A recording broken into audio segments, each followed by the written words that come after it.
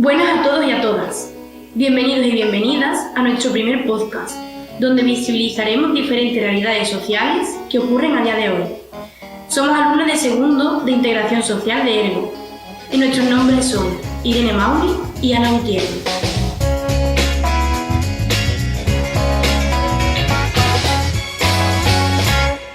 En esta ocasión vamos a centrarnos en tres colectivos, puesto que son los más sonados en nuestra sociedad actual. Estos colectivos son violencia de género, migrantes y salud mental. En primer lugar, comenzaremos a hablar sobre la violencia de género. ¿Qué es la violencia de género, Irene? Buenas, Ana. Cuando hablamos de violencia de género, nos referimos a aquella violencia que afecta a las mujeres por el mero hecho de serlo. Además, constituye un atentado contra la integridad, la dignidad y la libertad de las mujeres, basado en una situación de desigualdad en el marco de un sistema de relaciones de dominación de los hombres sobre las mujeres, que pueden tener como consecuencia un daño físico, sexual o psicológico. Y entonces, al hilo de lo que tú has explicado, ¿qué tipo de violencia podemos encontrar? Podemos nombrar 7 tipos de violencia. Primero, la violencia física. Es la más habitual. Se produce cuando hay un daño físico que se traduce en golpes, heridas, fracturas, arañazos, etc. La segunda sería la violencia psicológica. Se produce cuando la víctima se ve humillada, menospreciada y atacada psicológicamente mediante insultos y ofensas. Se puede considerar que prácticamente en todos los casos de violencia de género, independientemente del tipo y motivo de esta, hay violencia psicológica. Además de ser una de las más comunes, es difícil de reconocer, pues la víctima no se da cuenta de que está siendo afectada. La tercera sería la violencia sexual. Se refiere a aquel tipo de situación en la que una persona es forzada o coaccionada para llevar a cabo actividades de tipo sensual en contra de su voluntad. Pero, ¿y es necesario que exista penetración? No es necesario que exista la penetración ni que se produzca el acto sexual. Dicho esto, los 3 tipos nombrados anteriormente son los más comunes, pero además podemos encontrar violencia económica, violencia patrimonial, violencia social y violencia vicaria. Pero cuidado, la violencia de género no se da solo en las parejas. Y entonces, Irene, ¿cómo puede darse cuenta una persona de que está sufriendo violencia de género?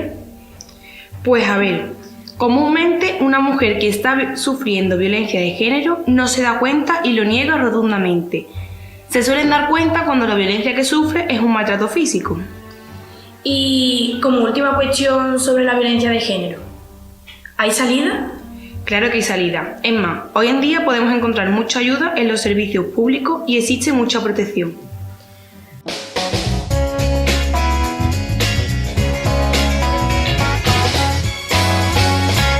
Bueno, pues hasta aquí la información sobre colectivos de violencia de género. Pasamos al siguiente tema, que son los migrantes. ¿Quiénes son las personas inmigrantes, Ana? Una persona migrante es aquella que llega a un país diferente de aquel del que procede, con el objetivo de establecerse en él, hacer una vida en él, trabajar, estudiar, etc. En conclusión, viajan buscando una vida digna. ¿Por qué los nombras como personas migrantes y no inmigrantes? Pues bueno, el término migrante engloba tanto a personas inmigrantes como a personas inmigrantes, y la verdad que personalmente me gusta más. Bueno, aclarado esto, ¿por qué las personas migrantes abandonan su país de origen? Pues podemos encontrar 6 causas. Causas políticas, pues migraciones debido a las crisis políticas presentes en ciertos países. A estos se les conoce como exiliados políticos. Causas socioeconómicas. Son migraciones en las que buscan un mejor nivel de vida, ya sea por motivos económicos o, en los casos más críticos, buscando un acceso al empleo. Causas culturales. Pueden ser por motivos de religión, por motivos de cultura, por motivos de idioma, etc. Por causas familiares y por causas bélicas y otros conflictos internacionales. Migran ya que huyen por el exterminio o las persecuciones del país o ejército vencedor. Y para concluir este tema, Ana, ¿cuál es el proceso que hay hasta que llegan al país de origen? Pues las personas migrantes que llegan por el mar tienen 2 caminos. Si llegan a la península, Canarias o Baleares, son detenidos y retenidos en dependencias policiales un máximo de 72 horas. Si no hay dictamen judicial, pasado este tiempo quedan en libertad. En cambio, si hay una decisión judicial que ordene su ingreso en un CIE, CIE significa Centro de Internamiento de Extranjeros. Este es un establecimiento público de carácter no penitenciario en donde se retienen de manera cautelar y preventiva a extranjeros sometidos a expedientes de expulsión del territorio nacional. A ellos se les privará de libertad un máximo de 60 días. En cambio, si llegan a Ceuta y Melilla, serán acogidos y acogidas por el CETI. El CETI es Centro de Estancia Temporal de Inmigrantes, y ahí se les ofrecerá asistencia y alojamiento, y pueden salir y entrar libremente, sin tiempo máximo de estancia, excepto a los marroquíes, que estos son devueltos inmediatamente. Además, a todo este proceso hay que añadirle el rechazo social que reciben una vez que llegan aquí.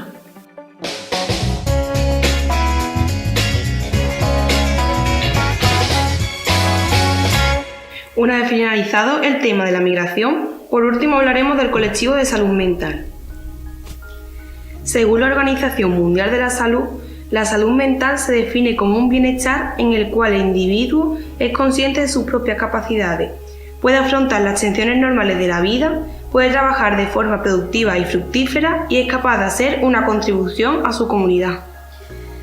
Llamamos enfermedad mental a una alteración de tipo emocional, cognitivo y/o del comportamiento, en el que quedan afectados procesos básicos como la emoción, la cognición, la conciencia, la conducta, la percepción, etc., lo cual dificulta a la persona su adaptación al entorno cultural y social en el que vive y crea alguna forma de malestar subjetivo. Es fundamental entender la enfermedad mental como una parte de nuestra vida y una circunstancia más de la persona, y no como un elemento que anula el resto de nuestras capacidades. Es importante saber que las enfermedades mentales se pueden tratar para lograr la recuperación o permitir que la persona que lo padezca pueda tener una mejor calidad de vida. En conclusión, dar a conocer estos colectivos es una propuesta para hacer posible que haya una normalización social, puesto que estamos hablando de personas que tienen el mismo derecho a una vida digna, personas que han podido pasar situaciones muy complicadas y que dan las gracias por seguir viviendo cada día. Personas como tú o como yo. Pues hasta aquí nuestro primer podcast. Muchas gracias por su atención. Esperemos que os haya gustado. Volveremos.